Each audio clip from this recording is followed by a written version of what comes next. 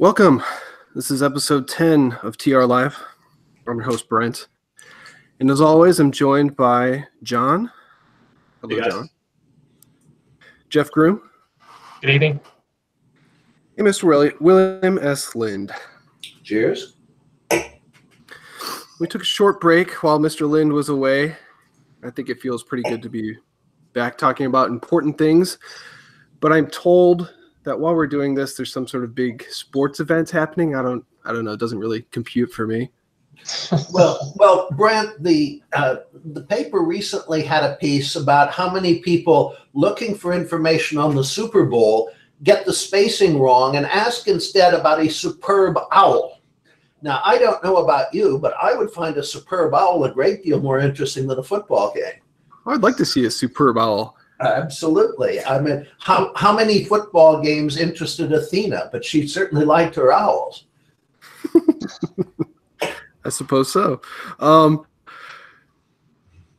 Bill, so you were away. Did you want to talk about your trip at all? Yes. I was out in initially Las Vegas to see friends. I'm not a gambler. And then I went down to Southern California, where I should have stayed, with temperatures in the 60s and 70s, and everything green, and the birds singing, and the butterflies flying, and instead I came home to the Arctic. But what was most interesting to me out there, I was in Carlsbad, San Diego, 3 days in Del Mar, is the enormous amount of wealth you see everywhere. The houses, the housing prices, every other car is a Porsche or, Mercedes is much too pedestrian. It's Bentleys and so on. And I looked everywhere for the vast factories making the goods from which these profits are coming, and I just couldn't find them. Interesting. And I have to say, the word bubble comes to mind when I see this sort of thing. Everybody's passing around each other's dirty laundry in these service industries and financials and so forth, but it's all based on nothing real because the goods, as we know, are coming in from overseas. So it was definitely a visit by one of us Eastern ants to the land of the grasshoppers. But winter's coming. Yeah, in more ways than one over there. And John, you had, I think the point you were going to make, I was, again, in Vegas for a short time, that they just came out with a report about the mass shooting out there. Yeah, so last year we had the Las Vegas attack where 58 people were gunned down, supposedly by Stephen Paddock. Who was connected to the CIA, FBI, and basically the FBI concluded that there was no motive. So there was no clear motivating factor in this, and that's that. It's still traumatic for Las Vegas, but what's interesting to me here, and this has gotten almost no coverage, is that ISIS publicly took credit for it. Mm-hmm. Now, ISIS almost never takes credit for something in which it had no involvement.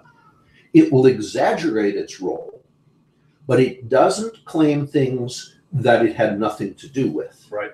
Of course, the shooter in this case had a Philippine wife. We know that there's been a long-running Muslim insurgency in the Philippines, including ISIS is active there. Mm-hmm.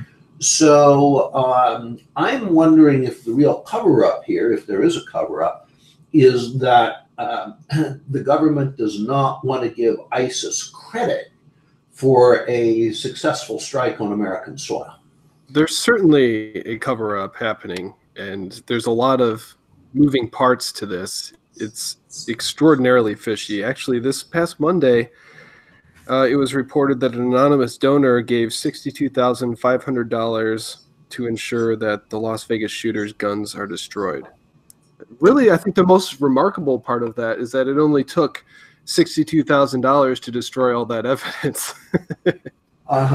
Even more remarkable is that we're now soliciting bids for the destruction of evidence. I can imagine that this could go down with these seizures of property without any finding of guilt as a new source of revenue for law enforcement. But yes, the whole situation is fishy. Yeah. There's no other way to look at it. Yeah, I'm reminded of, just in the post coverage of it, seeing on the press conferences done by the sheriff of Las Vegas, and he's got 2 FBI cronies in suits and sunglasses behind him, and every question that he's asked, he's basically looking behind his shoulder to see what he should say.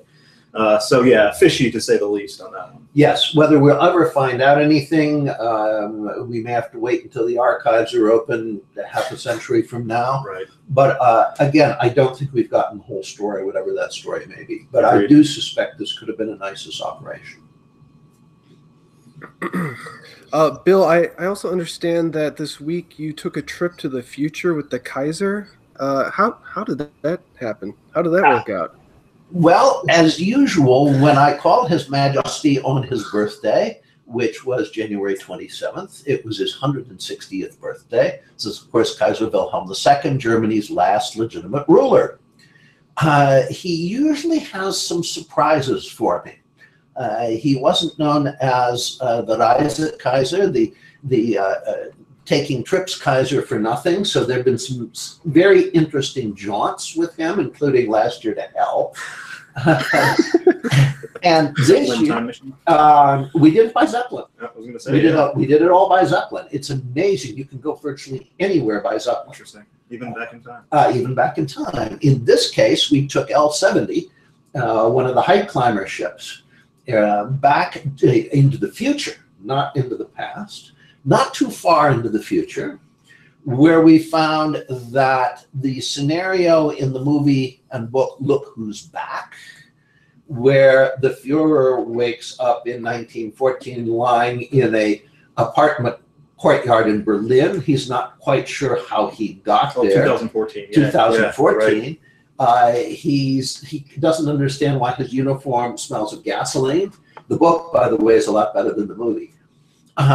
Anyway, that scenario plays out in the future Germany as a very far-right party finds, as in the book, a very convincing Hitler impersonator. And this isn't in the movie, but in the book, it ends with him running for chancellor.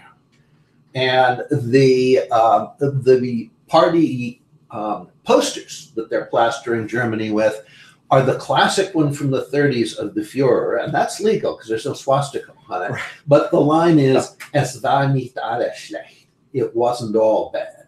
Yeah.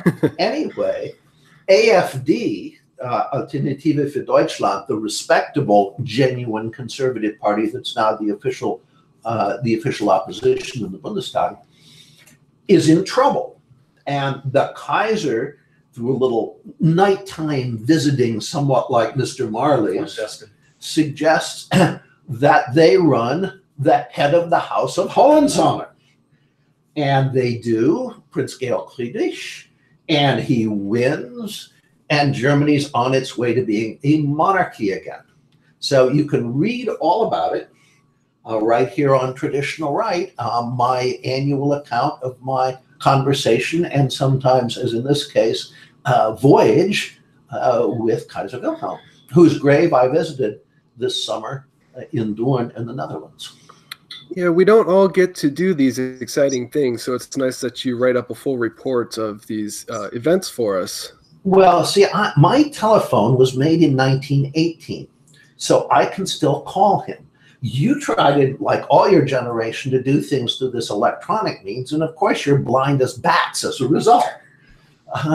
You really have to get, I would recommend a telegraph key for everybody who now has a cell phone. Take away the cell phone and give them a telegraph key, and you'd be amazed the things you'll be able to connect to. He'd be an interesting guest. We should bring him on sometime. He would be a very interesting guest, and he is never shy about stating his views. I'm sure. And as General Hermann Balk noted in his memoirs, the Kaiser was very often spot on correct. He wouldn't force his views on his government, but history has proven him over and over again to have been right. Yeah, it's a shame they put all the blame for him on Balk. Yes. Didn't he speak to Balk? Say that again, Brent. Balk. Bill. I did. I had dinner with General Balk in the 70s, which was, even at that point when he was died in 1982, I believe, he still had this incredible ability that the Germans call Spitzengefühl, the feeling in the tips of the fingers, for a situation where he instantly saw the essence of it and could encapsulate it in the fewest possible words. And in fact, it's the only time I saw Colonel John Boyd get shot down. Because in the course of our discussion over dinner, Boyd was there, Pierre Spray, a few others. Boyd said to him, "You know, General, with your extremely quick reactions, you would have been a great fighter pilot." And Balk's instant reply was, "Ich bin kein Techniker. I am not a technician." Did he have anything interesting to say about like Hitler or the regime? Or well, he says a good bit in his memoirs. And one of the things he does, and he's not unique in this respect, is he corrects this widespread impression that Hitler during the war was a raving, carpet-chewing lunatic who would just scream his head off if anybody told him something he didn't want to hear, and was virtually hysterical in meetings with his generals and so forth. Balk said, no, that didn't happen. And other generals, German generals who met with him, said the same thing. Balk obviously recognizes that in many cases Hitler's military judgment was mistaken. Now, he gives him credit for not trying to pull back several hundred kilometers when winter came in 1941. All the generals wanted to do that. Hitler said no. Balk said he was absolutely correct. The army was so fragile at that point that it would have disintegrated. But Stalingrad, Kursk, these disasters, obviously Hitler played a large role in, and certainly Balk recognizes that. Interestingly, with Stalingrad, Hitler himself recognized it and said afterwards to his generals, "This was entirely my fault. I don't blame anyone else." Interesting.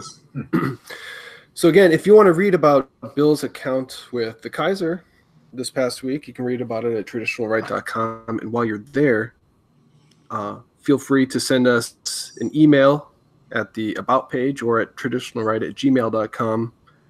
And you can send us questions or comments, and we can read them live on the show here. Or, again, put them into the live chat on YouTube, and we can read them live. So that's how you can interact with us while we're doing the show. And we certainly appreciate it. So I figure, now we can get into the news. And this is a little old at this point, probably, 2 full weeks, but it's no less important or relevant. Trump, of course, blinked in the shutdown battle, and he got basically nothing for it. I'm feeling really depressed about his prospects at this point. I don't think that he stands a good chance of being reelected, especially if he doesn't break ground on this wall. I think that, Brent, there's a little bit of misreading going on here generally. Trump did certainly suffer an unnecessary defeat. He should have known from the beginning, or certainly his advisors should have known, that a Democratic House is never going to vote effective controls on the border, because the Democrats' strategy, which they have been very open about for years, is to swamp the votes of native-born Americans and millions of immigrant votes, whether they come legally or illegally. The left has all kinds of programs for quickly making them citizens and registering them to vote. Cheap labor too. And cheap labor, which of course Wall Street wants as well. So you have a devil's alliance here between the Republicans, who respond only to Wall Street, and the Democrats, who again are trying to make us all strangers in our own country. But Trump should have known that the shutdown would not work, because the Democrats are never going to vote something that undermines their strategy. Nor does he need to. He has another option, and I think this will satisfy his constituency very well. Whether it's a wall or a fence or a canal or who knows what, I don't think the base cares. The base cares about stopping the flow across the border, the flow of people, particularly with these caravans coming. As commander-in-chief, President Trump can call together the JCS and say to them, I'm giving you a direct order, secure the southern border, and leave it up to them how they do it. He could easily couple it with a speech to the American people, and I have a column that'll be up on this on Traditional Right fairly soon, in which he basically says, I am going to leave it up to the military to determine how to do this. They know how to secure a border. And I'm ending these stupid wars in Syria and Afghanistan to bring our troops home to defend our country, to secure its borders, and to take whatever other measures are necessary in order to protect American territory and American citizens. That is what our military is supposed to be for. And I think he would have widespread public support on this.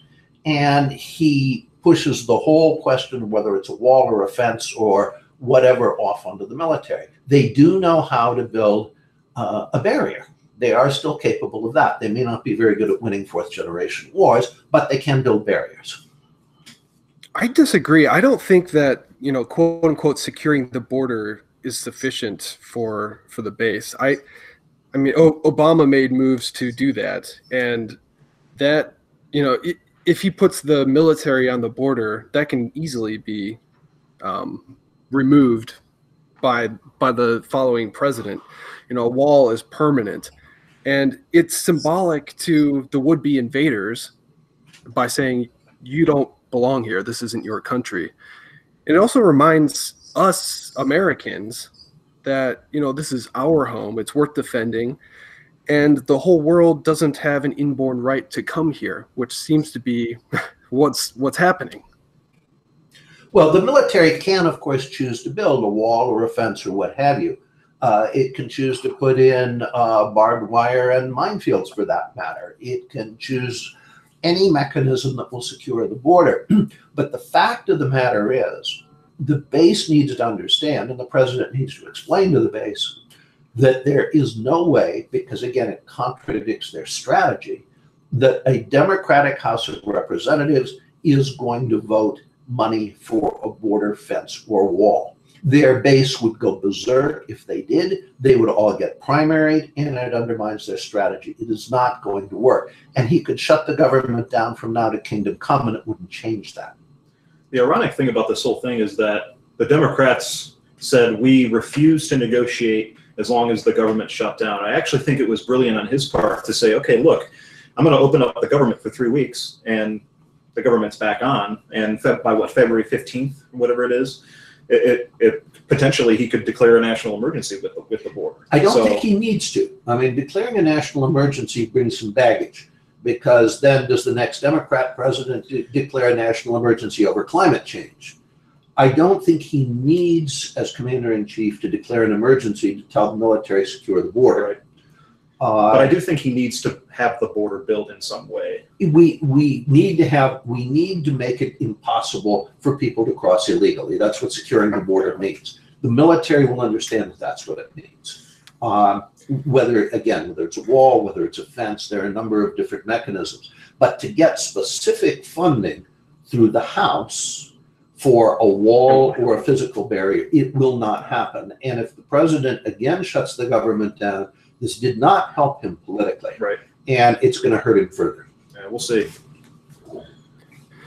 Yeah, I think he was hurt a lot by this. And frankly, I think it's doubtful that he or another GOP candidate will ever win the presidency again. I think the demographics are far too gone. And it doesn't matter if people are coming here legally or illegally. The people that are coming here simply won't vote for him. Republicans have tried for decades to pander to non-whites or other, victim groups or whatever, and they don't vote for us. It doesn't matter. I think, again, that's overly pessimistic. I think that a great deal depends on turnout. And turnout in turn depends very heavily on party organization. What put Trump in office was unusually high turnout among whites who normally don't vote. This is generally whites with less than college education. And the Democrats have a big problem getting turnout among the blacks, particularly unless they're asking them to vote for a black. So I think that political mechanics are complicated enough that I wouldn't say that a competent GOP candidate couldn't win. And as I've said before, I think the Democratic coalition can be fractured because the blacks and Hispanics don't like each other. The black and Hispanic males don't like feminism. The blacks and Hispanics, particularly the males, don't like gays. The other side's coalition is an unstable one with a lot of internal contradiction. What we need here is some Republicans who, in addition to being anti-establishment, as Trump generally is on policy, have the kind of understanding of politics that at the moment seems to be largely missing. Yeah, the Virginia congressman was just found or just connected with racist pictures. The governor of Virginia. It's the governor of Virginia. Northrop, yes. I think his name is. Yes. Northrop. And he's Democrat, and there was news articles that had him labeled Republican. So the other thing he's facing is the media propaganda machine that's trying to tailor everything towards anti-Republican. What I would love to see is that Virginia governor, who of course the Democrats are all pressuring him to resign, if he called a news conference, came out in full Confederate uniform and said, "Resign now.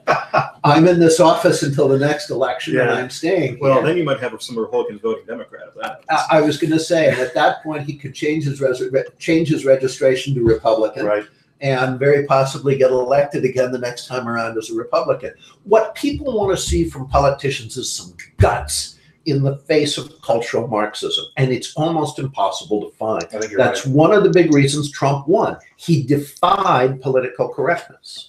But almost no politician, Democrat or Republican, has the guts to do that. You're watching this Democrat governor play the worm and grovel and crawl and apologize, and that's what they all do. But the public is sick of it, and the public wants some people who show some guts. And I think African Americans as a whole are starting to, at least at the upper echelons as far as government, are realizing, look, the Democrat Party has not been on our side through all this. They've had loyalty to our votes, but about nothing else. Their Democrat Party's attitude toward the blacks is they really love them on election day, and the rest of the time go away. See you in 4 it's years. Just like the Republican Party's attitude toward the evangelicals. That's the same behavior. Mm. So both of them regard the blacks in the one case, the evangelical whites in the other, as political necessities, but otherwise highly regrettable, and you don't want to have them in your living room. I'll put it that way. Yeah. My thing is that 2016 was kind of like a maximum performance election. There's nobody that will be able to bring out inactive voters like Trump did. There's nobody that's going to like rile up this urgency the way he did in the future.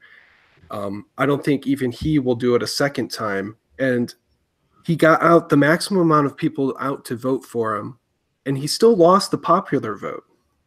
So that's what we're up against. Like, that was the best we could do, and he still technically lost. I'm not sure it's the best we can do, because you can get a candidate who still appeals to the middle class, to the moderates, to the independents, etc., and at the same time can appeal to Trump's core constituency. That's not impossible. The fact that we don't see anyone on the horizon who can do what the situation requires doesn't concern me too much at this point, because it's a basic rule of politics that vacuums get filled. And what Trump represents in many cases is a vacuum. I think that vacuum is going to get filled. I think it's going to get filled by people more serious, frankly, than Donald Trump. And I think a combination of the Trump constituency, the traditional Republican constituency, and some serious efforts to fracture the Democratic coalition, I certainly wouldn't rule out the possibility of an anti-establishment Republican after Trump succeeding politically.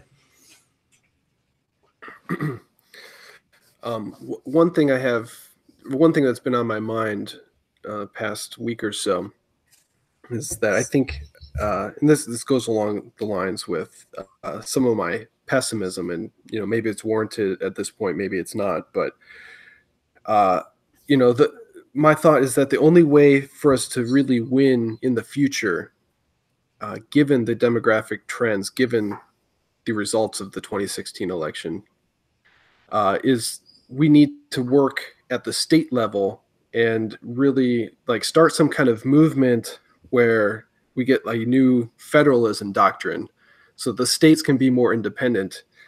If we were able to legislate based on our values at the state level, we'd be avoiding a lot of violence in the future, and we also wouldn't be wiped out by federal intrusion. That's absolutely correct. And what if we're going to hold this country together, given its cultural, moral, religious divides, we are going to have to return to the concept of federalism that we had from the time we adopted the Constitution up till 1860, where there were very wide differences among states. If we try to do what we've done since and have the whole country go in the same direction, then that's going to be seen as illegitimate by both sides. And the resultant crisis of legitimacy is likely to destroy the state itself. That's, of course, fourth generation war in North America. That's what my novel Victoria is about, and that's not the future we want. So you're absolutely right. If we're going to hold people together who now have very sharply opposing views, incompatible views on a wide variety of things, we're going to have to decentralize, and we're going to have, in effect, some right states and some left states. And if you don't like where you are, move. Wouldn't it be necessary to reestablish the aristocracy as it was pre-1860? Not necessarily. I think that though that aristocracy, if you will, sort of watched over the Constitution and made skin in the fight. Right. And maintained to a large degree, not entirely, the founders' vision, which disappears essentially in the Civil War. I think that you can still get, because we have these very sharp differences on cultural and moral as well as political issues, you could have a situation where both left and right have a lot of interest in maintaining federalism. Oh, yeah, yeah. That neither wants the other to be able to use the power of the federal government to ram the other's ideology down their throats. Sure. And so federalism actually could be upheld by left and right alike, even without that kind of aristocracy that we had that looked after the good of the whole over the long term, of whom the greatest example, of course, was George Washington himself. Mm. Can you think of a way that we could get that going? Like, what would be the necessary components, or like where do you start? Well, I think your idea of starting at the state level is exactly right. Whereas the Republican Party at the national level is completely devoid of ideas, beliefs, or anything, with the exception of a handful of people. That's not true at the state levels. There are a lot of bright, thoughtful Republicans in office or aspiring to office at the state level. There are a lot of state level think tanks that are doing innovative work to solve real world problems, not simply perpetuating the problems so they can feed off them, which is what we see in Washington again on both left and right. So I think the idea of starting at the state level is probably a good way to go about it. I also think that when the debt crisis hits and suddenly we're in a depression, the other conflicts are going to become so important that, again, both left and right will, I hope, have an issue in holding the country together by returning to our original concept of federalism, that both sides will realize that's the only way we can keep the place together. It would be nice if we got a federal ideal going again quickly, because I do see violence in our future, and probably not that far away. And federalism is the way, you're correct, is the way to head it off. And the sooner we do that, the sooner that people would start to sort themselves out a little bit more naturally.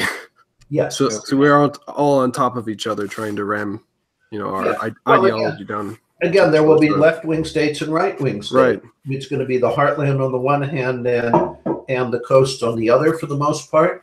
And I may need a passport to go to California in the future, but the fact is that if you don't like where you are, you can move. And that too is why we want to keep it one country, so that we have that mobility, internal mobility. I think that the amount of power that's been vacuumed up to the federal level, I agree with Bill that the only thing that will take their fingers off the states' throats is the debt crisis, because we don't have any serious. I mean, Rand Paul was one guy that could have helped do this. When the federal government is paying for 73 million people on Medicaid, and every state accepts Medicaid expansion, so they don't have to pay for it. They accept 43 million people on food stamps and all these people on federal government welfare programs or whatever programs you have. It's going to be very hard to get the state out of the federal government out of the state's business unless we have a serious candidate at the presidential level that's going to do that. But I don't think that people want that these days. If you look at the Democratic Party, all of their ideals are, for the whole country. We want Medicare for all. We want a green jobs deal. We want all these things. And then I like Trump and Rand Paul, but then with Republicans, not a lot of them are states' rights either. So I agree with Bill. The way the trends are going, the only way that we can get back to states' rights and federalism is the closest alligator to the boat, which is the debt crisis. And so once the federal government becomes inept, which it's been insolvent for years, once that music actually stops, the Titanic stops playing the music for the passengers, that's when the states will have an opportunity, I think, to reassert themselves, because there'll be no other option. But Brent is correct that we need to lay pipe for this. These things don't just happen automatically. He's right. correct. Understood. Correct that conservatives should be working now at the state level to try to get this idea, make this idea familiar to people, so that it doesn't just seem to come out of nowhere in the crisis. Right. The general rule historically is the people who win in a crisis are the ones who were preparing for it best beforehand. Gotcha. Anyway, the next news item I've got is Venezuela. The big headline was that the U.S. recognized Venezuela's Speaker of their National Assembly as the legitimate interim president. And this happened while current president Nicolas Maduro was being inaugurated for another term. It's kind of a convoluted situation. Venezuela has been in serious unrest really for several years, and that has a lot to do with just the natural tendencies of South American politics, vast corruption, so on and so forth. They're extraordinarily poor. Food is scarce. There's riots in the streets, lots of violence, and they want change. So revolution's in the air. The U.S. has basically made a guarantee to their pick for president, and this came after a fraudulent election last May. Maduro claimed to have won by 3 times the votes of his closest rival, despite basically the whole population of Venezuela dislikes him. There's a lot of moving parts here. We have all the makings for civil war when we've made a guarantee to one side and the other side is not stepping down. And now there's video surfacing of Blackhawks flying into Colombia. Bill, what's your initial thoughts on the situation? Well, the neocon influence on President Trump is obviously getting stronger and stronger, and that is very bad news, whether you're on the left or on the right. As we have seen with previous neocon ventures, the rule in the international China shop is if you break it, you own it. So we've seen that in Iraq, we've seen it in Syria, we've seen it in Afghanistan. The last thing we need to do is end up owning Venezuela. Yes, it has huge oil reserves, but as you suggest, Brent, because of fundamental problems in South American culture, none of these countries, to possible exception of Chile, function very well or are likely to in the future. So this is a classic case where all of our previous presidents up until essentially the 20th century would have said, hope it all works out for you guys, but it's not our problem. And we're now in the process of making it our problem, because in this case, the influence on Trump is coming from Bolton and it's coming from Senator Rubio, both of whom are neocons.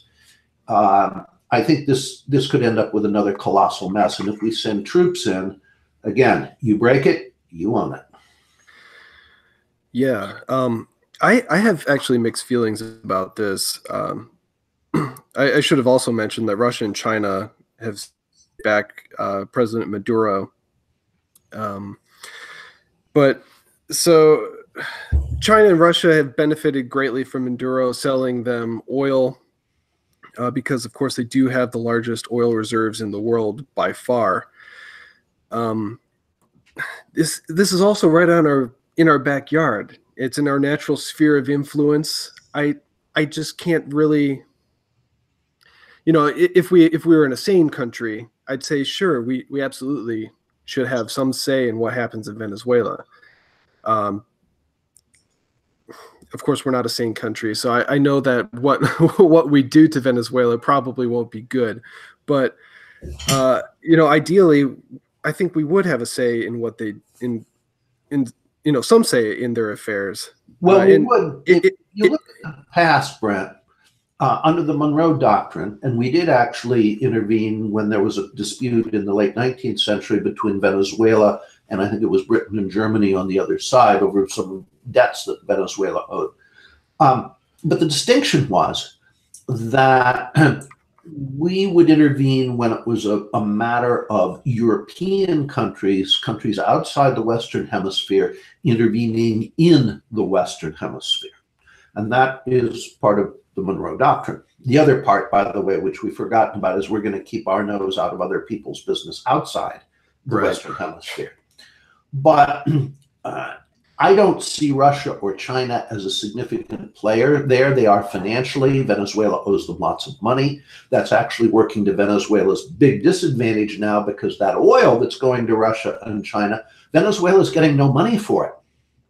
The current government down there isn't getting a ruble or a renminbi. It just is taken off Venezuela's debt. Maduro's getting money. The Venezuela might not be.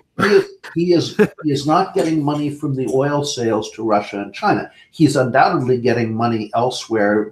Who knows? There are a variety of places. Although I suspect the cash is starting to run pretty thin for him.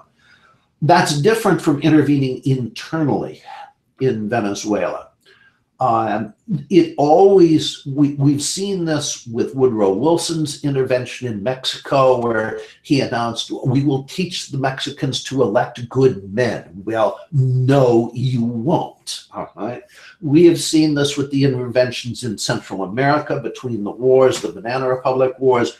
We've seen it with Haiti. It never works. And whoever is the savior of the moment, as the candidate we're backing now in Venezuela, who's claiming to be president, pretty soon you discover he's also a corrupt slime ball, and nothing changes for the better.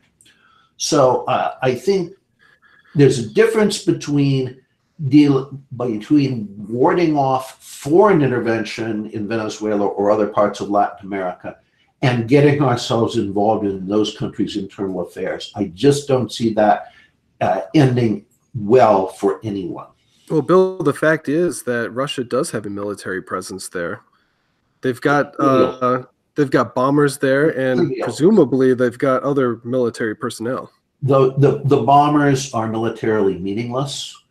If they have military personnel, it's a very small number. There are probably somewhat more from Cuba, who are serving as advisors and stiffeners to the Venezuelan military.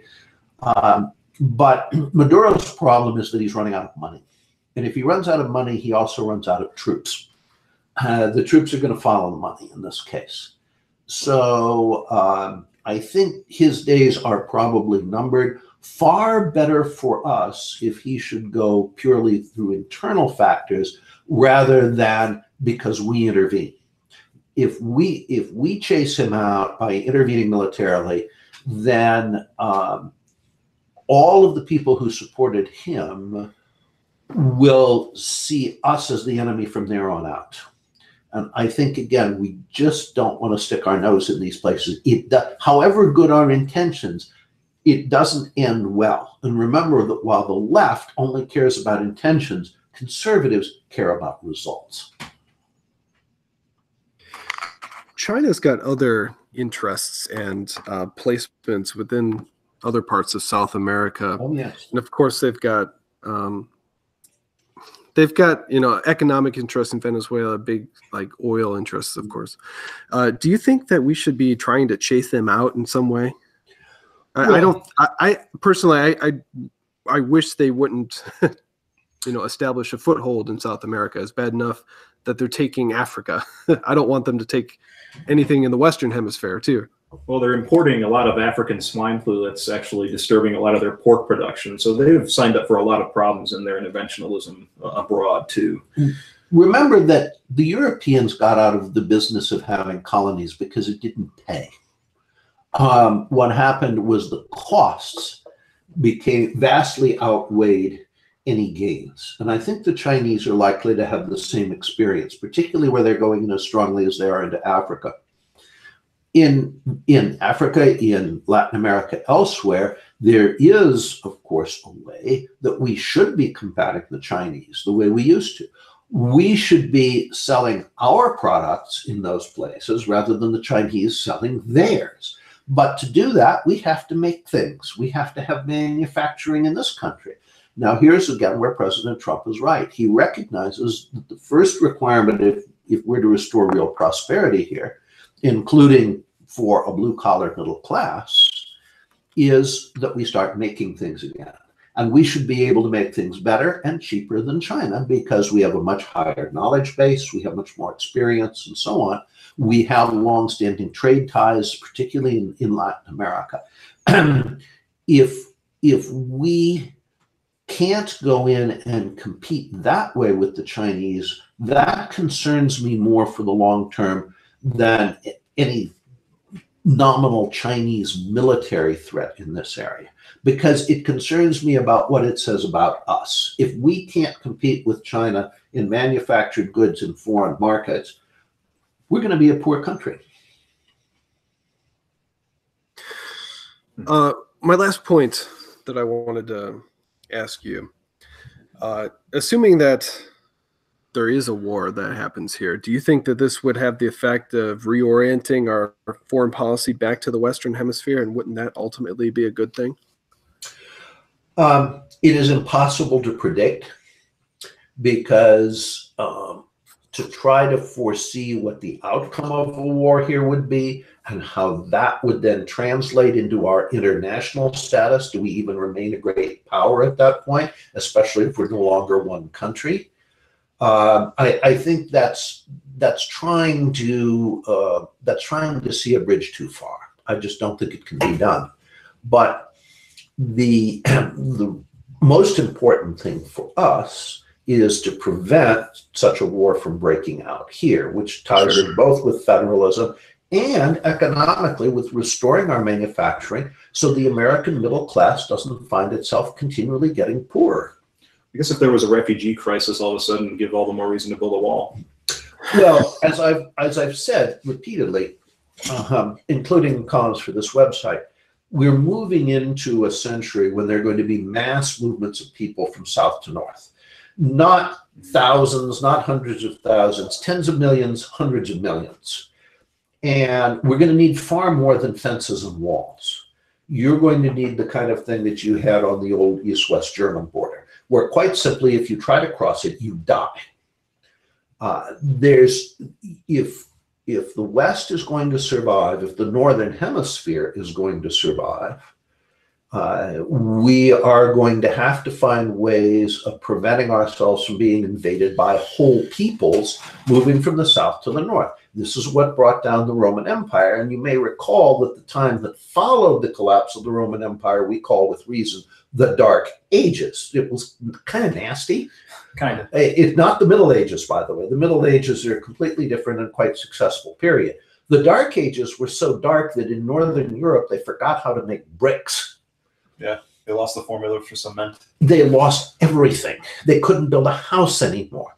So that's what is on the table for us if we do not stop these vast hordes that will be coming in the remainder of this century from south to north. And again, it's everybody in the Northern Hemisphere faces this. Climate change is going to be part of it. Population dynamics are going to be part of it. Food's going to be part of it. We're already seeing it. We're already seeing it across the Mediterranean as well as across our southern border. And no wall is going to stop it. It's going to take a whole lot more than that. Very good. I've got two more points, or two more news items, I should say. One, I just caught this one on my, I got a news update on my phone on Friday, and I haven't seen too much noise about it, which is surprising. But the U.S. announced on Friday it would pull out of a longstanding nuclear arms treaty with Russia. I can't tell you which one it is, but it's the treaty that it's the treaty that limits intermediate range missiles. Okay, well, that explains why then that Russia responded, but by saying that they will begin developing intermediate range missiles. So, which they've already done. Yeah. So, what's the effect here? Well, the effect is it's one more move by the military-industrial congressional complex to restart the Cold War. There is absolutely no strategic reason that we and the Russians should be at odds after the fall of communism. On the contrary, we should have immediately invited Russia to join NATO and created essentially a Northern Hemisphere alliance to face south. The military-industrial congressional complex needs peer competitors to justify the $1 trillion a year for such wonder weapons as the F-35 and the Ford-class carrier. The former can't fly from the latter, and the latter can't launch the former. So they're a perfect combination. This is all corruption. It is the corruption that runs through all of Washington at this point, and it is affecting our grand strategy, which is disastrous. Instead of making grand strategy on the basis of grand strategic requirements, we're making it on the basis of keeping the money flowing into the biggest trough in the world. And that's all this is about. And so it's another step in the wrong direction. Yeah, I completely agree. And I think a lot of people in America are under the assumption that even despite the Cold War, there is an actual strategy in place that's been thought about by smart people. And like, how do we actually use nuclear weapons? Like, if you read The Transformation of War by Martin Van Creveld, it's plainly obvious that nuclear weapons, there's no way to use them without blowing up the world. And after 1945 with Hiroshima and Nagasaki, the Soviet Union never fought a conventional war. From 1945 until the fall of the Cold War. In America, we only fought them at the beginning and at the end, Korea, and then the first Desert Storm. Nuclear weapons kept the peace. And there's no way that people are going to use them because it means suicide. So why are we going to rebuild these massive stores of nukes? It's just like you said, it's a total giveaway to the military-industrial complex. Money, right? Yeah, it's all money. It is all about money. But again, it's not just a waste of money. The money is driving us in false and dangerous strategic directions. Speaking of, on January 31st, the Senate voted to rebuke President Trump's withdrawal plans from Syria and Afghanistan. Yeah, this is I have this here from the New York Times, and the vote was 68-23. So a lot of Democrats voted to continue the wars in Afghanistan and Syria. That shows the depth of their hatred for Trump. When he's doing something that they have called for years, they still oppose it because they'll oppose him no matter what he does. They just plain hate his guts. But this shows, again, the complete corruption of Washington. We've lost almost 3,000 dead in Afghanistan for nothing. We've had tens of thousands come back permanently maimed, many of whom would have died in previous wars. So it keeps the number of casualties dead down. But we have this huge burgeoning number of very seriously wounded people who are going to have to deal with these consequences all their lives. And yet they just blithely vote to continue the wars when there is no strategic purpose, when the wars were lost long ago, and when all it's about, once again, is keeping the money flowing. They don't care about anything else. They talk about support the troops. No, they knife the troops in the back with votes like these. These are stabs in the back for every U.S. soldier serving in Afghanistan and Syria, who will probably be among the first people to tell you, these places are hopeless messes. Why are we here? Why the hell are we here? Yeah.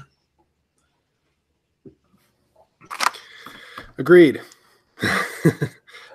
Jeff, you had some items that you wanted to talk about. Yeah, I mean, Bill just mentioned, the death toll from, the wars, but this past week, CNN reported that the suicide rate for the military spiked to a 10-year high in 2018. Actually, 6,000 veterans each year have killed themselves since 2008, I believe. So the death toll from suicides is much larger than those who've actually been in combat. And so in typical military fashion, this article, the Marines gave the information to CNN, said they're baffled because there's a lot of mental health programs available. And what was even more troubling to them was that most of these cases involve someone that had not deployed or not been in combat, which was seen across the other services outside of the Navy and the Marine Corps. So I got to thinking about, Dan Grazer, actually, who works for POGO and Bill knows well, wrote an article back in 2013 about this, and it was one of the reasons he kind of got ran out of the Marine Corps was because he said we need to deal with suicide and call it what it is. It's surrender. You're taking yourself away from people that love you. And then a colonel saw this and wrote a rebuttal and basically said we need to care about people. We need to have empathy and understanding. And so I wrote an article that hopefully I can get up either on this website or maybe another one. But I'm trying to dig down into what's the actual psychology behind why people are feeling disconnected, because suicide to me doesn't seem like it's a problem of the body or the mind. It's a problem of the spirit. When Solzhenitsyn in his book Gulag Archipelago, he talked about suicides in the camps, and he found overwhelmingly that people whose bodies were completely destroyed, they had no food, they're beaten, all these things, there weren't a lot of suicides, and that was because their spirit was still strong. They had a feeling of innocence, and that kept them alive and willing to fight back. And in the military now, we have these people that are just giving up, and everyone's wondering why. And so the way I see it is that if you join the military voluntarily, you want to sacrifice, you want to be part of something bigger than yourself.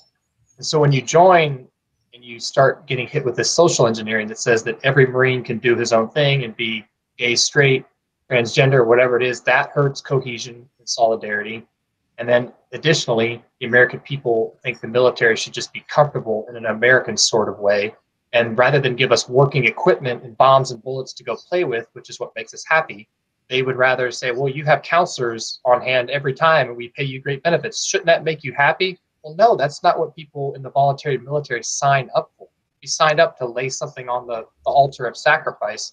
When the American people come and take it away by making us comfortable, it's kind of contrary, but it's the truth. I mean, in World War II, German soldiers, there's studies, they got R&R and leave, but they overwhelmingly preferred to stay with their units and fight and endure death and destruction because they had this notion in their mind, like all human beings do, that they wanted to be part of something that was bigger than themselves. So when you cut people away from that in society and in the military, you see an increase in suicide, which started in American society with the Cultural Revolution in the 1960s, where people were told, just do what feels good, do what you think is nice. But that didn't work out for people, and their happiness went down and suicide went up. So I tried to burn through this narrative that the suicide in the military is just about combat stress or anything like that. It's a deeper cultural problem. But there's another aspect to it, Jeff. If you look at that German military or any military that's had a slightest clue what it's doing, which ours at this point does not, the personnel system was designed to maintain unit cohesion. In other words, you became from the beginning, part of a very tightly knit group of men who stayed together throughout. Our military personnel system is constantly moving people around as individuals, which is to say, just when this unit cohesion begins to form, you move.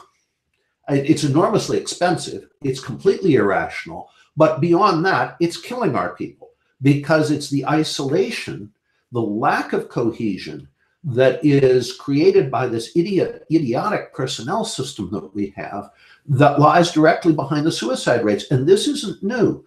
I can't remember his name, but there's a psychologist who's been working with the Marine Corps for decades. And he's been telling them this since decades. This goes back at least to Al Gray's time, if not earlier. And again, history makes it very, very clear. That German soldier was with the people he enlisted with the rest of his military service and when he came home, because they recruited geographically. So that bond continued even after the war. These guys would all gather at a locale for a Stammtisch, say, on Thursday nights, and they were with the same people they had fought with through the war. Our military personnel system bears a direct responsibility for the suicide problem, and it cannot be solved by these feminine approaches of, oh, well, we'll have counselors, and oh, we'll do all this hand holding and so forth. That isn't what they came in for. Right. And it is no substitute for the band of brothers, which, by the way, has to be all male. The band of brothers that has always been the basis of why units fight. Right. And I say in this article that, to American society, the bee is more important than the hive, but to people in the military, the hive is more important than the bee. The idea that we're part of something bigger than ourselves is what gives us a sense of meaning and purpose. And in America, so I agree with you, but I've never actually really thought about the personnel system as a causal factor. But that's an interesting take. The basic book on this, the best book, is Martin van Creveld's Fighting Power, which enables you to contrast many different institutional aspects of the U.S. military with the Wehrmacht. And of course, the personnel system immediately comes to the fore, because we did the same thing in World War II with individual replacements. Are we able to compare the German Wehrmacht with our current military, considering the German Wehrmacht was fighting for, the homeland, the fatherland, and we're not for fighting, for their existence? Yeah, I mean, it's just, I think it's very simple.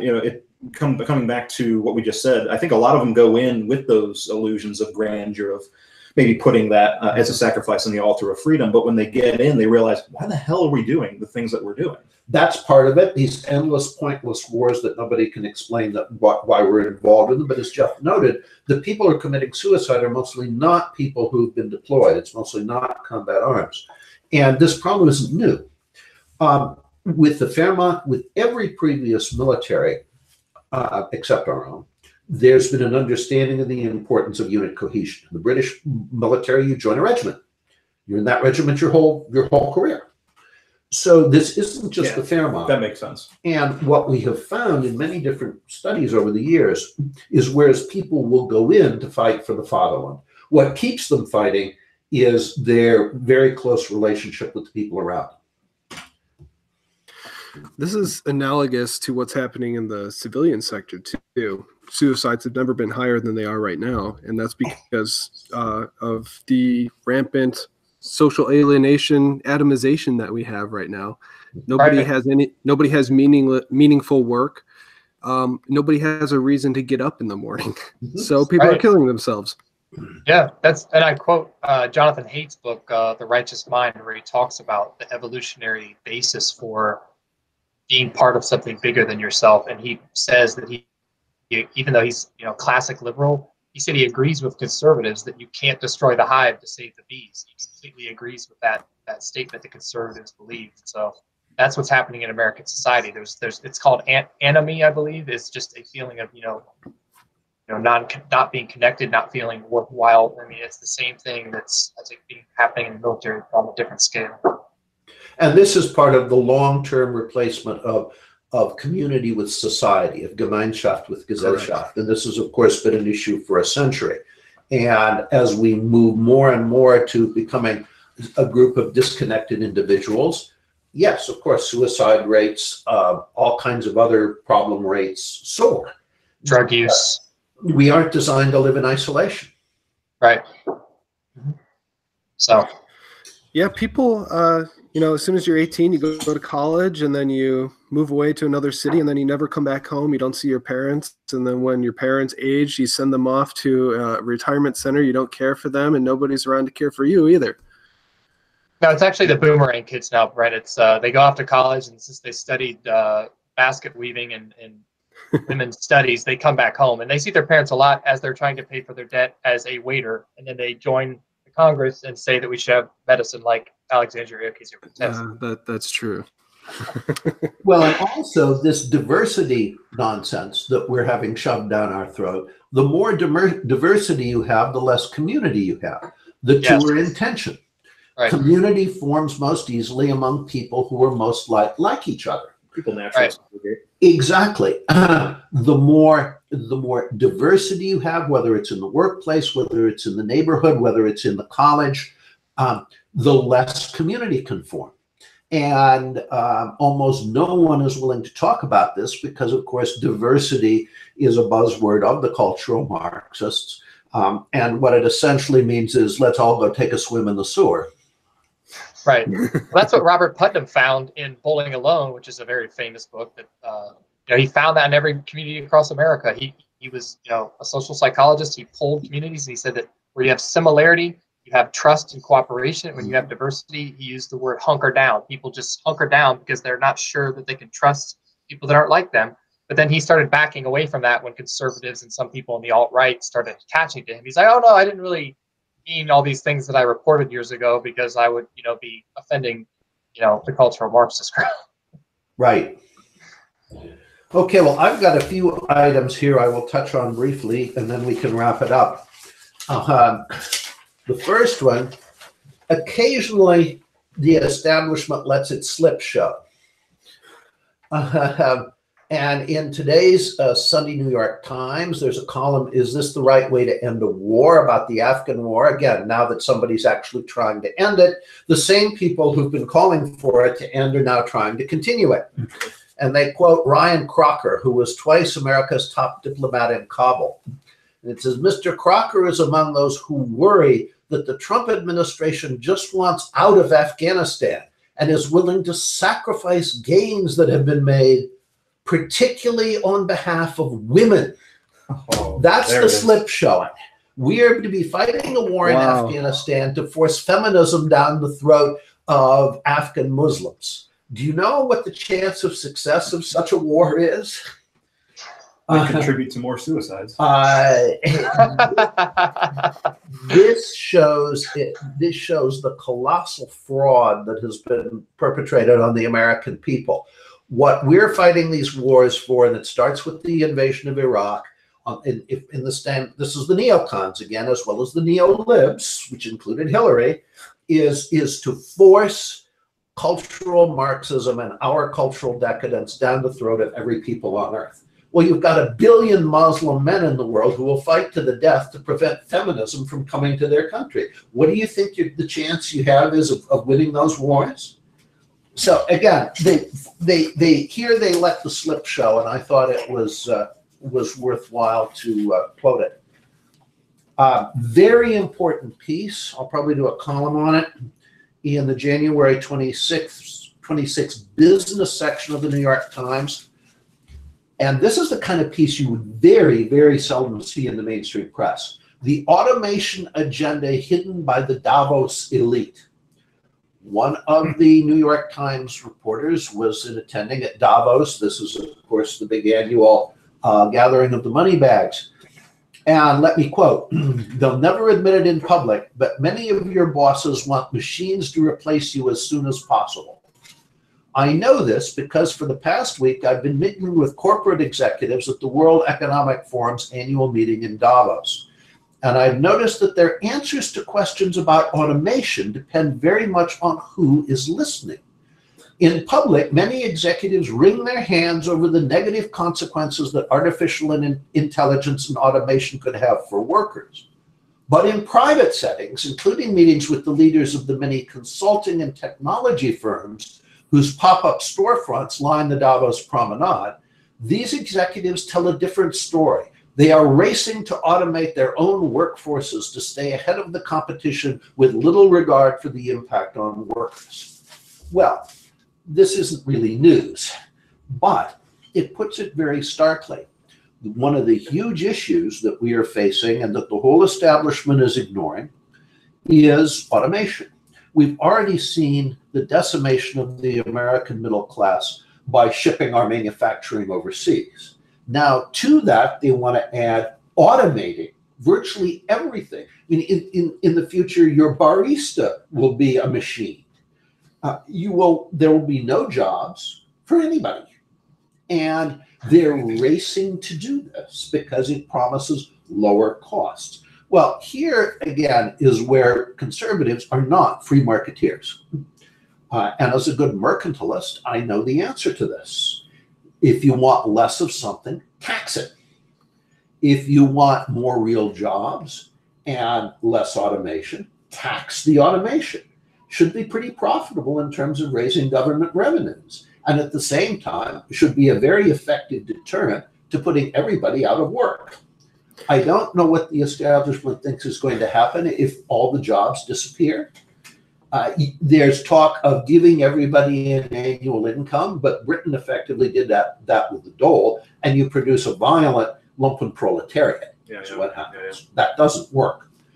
So who do they think is going to buy the goods when all the jobs are automated? Presumably by the money with the money the government gives us, or just going ever deeper into debt, which is what most people have been doing for some time, which is why we're going to have a debt crisis. But this is the kind of issue that's sort of under the radar, but is far more important for the future of the country than most of the stuff we're told to focus on. And I just thought it was very interesting that the New York Times would report this. I can't believe it referred to them to the Davos elites. I mean, even that's pretty, Exactly. So as the saying goes, watch this space. This is going to be one of the defining issues that your generation is going to have to deal with. Yeah.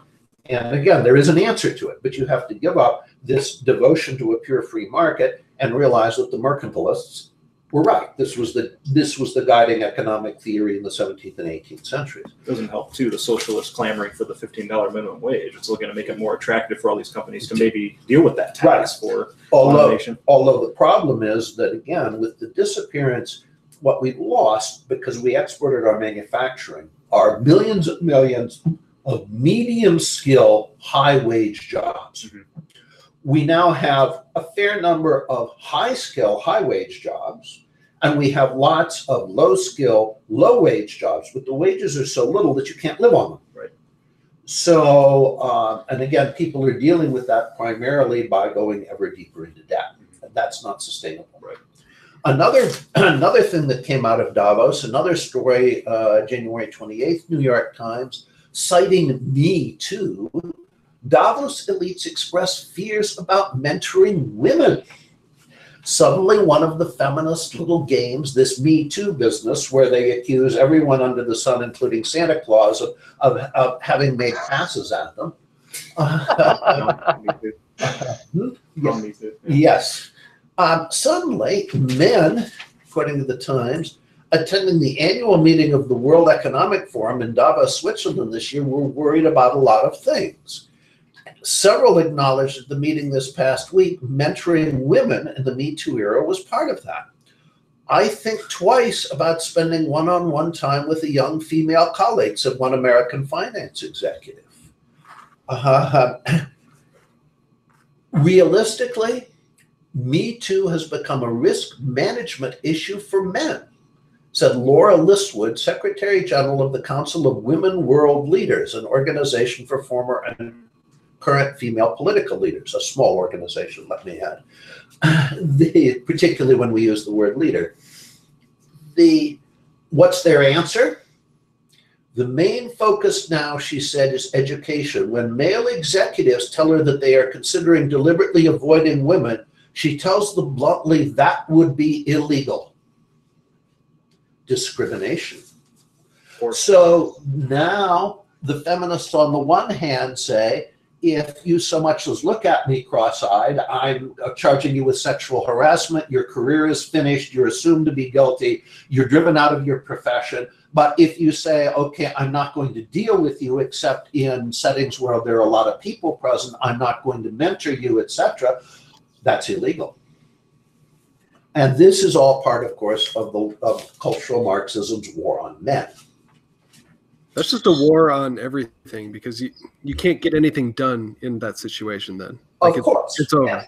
And of course. And it's, again, the goal of cultural Marxism is simply to bring everything down, to emphasize all possible contradictions till you rub every relationship so raw that the society falls apart. Which brings me to my last story, front page headline, Monday, January 28th, New York Times, 12 white faces reflect blind spot in big law. The post appeared on LinkedIn early December. Paul Weiss, one of the country's most prominent and profitable law firms, said it was pleased to announce its new partner class. In the image, 12 lawyers looked out at the world grinning. What followed, however, was nothing to smile about. In short order, people across the industry began to comment that all of the faces were white and only one was a woman. Now, let's turn that around. Can you imagine the Times expressing its shock and horror on the front page that the 12 attorneys promoted in a law firm were all black? Oh, no, that's diversity. Celebration. The word would be, the hosannas would ring to the heavens. Unless they were all men. Well, yes, that's the other part. What if they were all women? Even if they were white women, you probably wouldn't make the front page of the New York Times as a horror story. But the war on men, the war on whites, is just more and more blatant. And it's not simply the fringes on the college campuses. It's the front page of the New York Times. How dare you succeed if you're white? And of course, it's not just white men. It's all non and anti-feminist women too, which white or black, because the majority of women in this country are not feminists. The majority want to live a traditional life. Most women who work because they have to, not because they want to. They would rather be home taking care of their home and their husband and their children. This is natural to women. Men's and women's historic roles have evolved to reflect their inherent differences.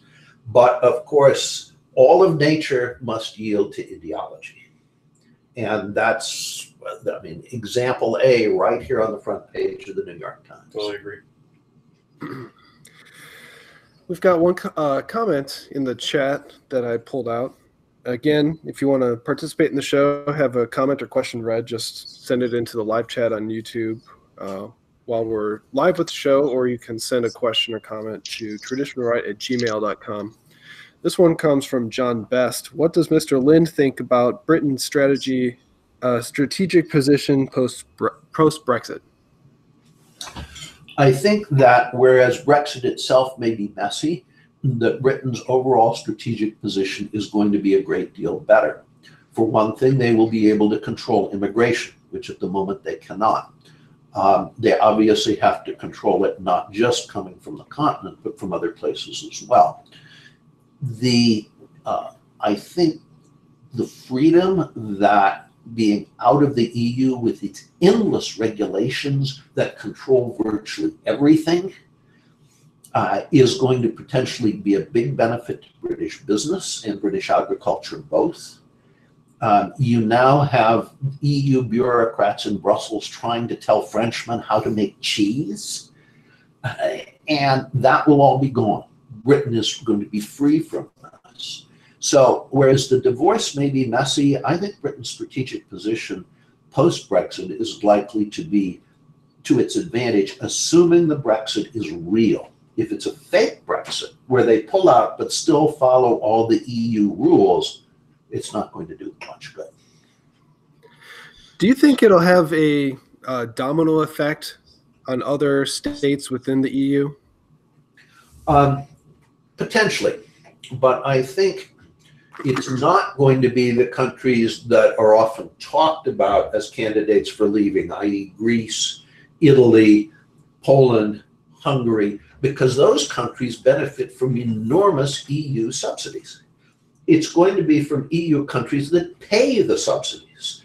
Germany, the Netherlands, Sweden, Denmark, those are the countries that the money flows out of them to pay for all this stuff in places like the Balkans. How can you average the economy of Sweden, Germany, and Serbia, if Serbia is allowed to join, which is a possibility?